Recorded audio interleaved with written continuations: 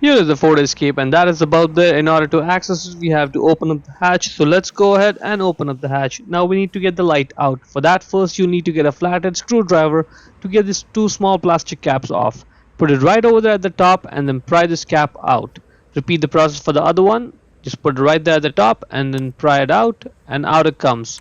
Now set it aside, and you will need a 8mm socket ratchet combination to get those two bolts out. So let's go ahead and get them out one by one. Take them out completely and then keep them aside. Now we need to get the light out, so we need to push it out straight to the back. However, very likely it'll be stuck there, so I'll show you a trick. Get a big roll of duct tape, get one long piece like this running along the entire length of the light, rip it up, and then repeat a couple more times. Grab them all and then yank it. The light will come right out.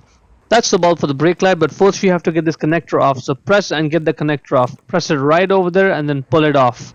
Now we can get the entire light off, and that's the bulb. It's going to be stuck on there pretty tightly, so you may have to use both your hands, but it'll still take you a few seconds before you're able to get it loose and twist it left just like this, and now you should be able to get it out. However, even this is a little bit tricky, so first just get it off a little bit. Now twist it around in place so the wires clear that black connector there, and now you'll be able to get the bulb holder out of the light. And there you go, out it comes. To get the bulb off, just grab the bulb and then pull it off straight. You may have to wiggle the bulb, but it'll come right out. The bulb number is 7443. Check the link in the description to buy the new bulb from Amazon. And once you get the new bulb, simply push it down back into the bulb holder to secure it. And now let's put this bulb holder back into the light. And when you do that, you have to make sure that the bulb holder is sitting flush, like it's just sitting in properly and it's not sticking out. See, that's good. At this point, just twist your right to lock it, and we are done. Now let's put this connector back on. Now let's get the light back in place. Now we have to focus on this front edge over here. You see this white clip? The light needs to like slide onto that white clip over there. If it does not, it's going to be sticking out. So put some pressure on the front edge over there while you slide this light in.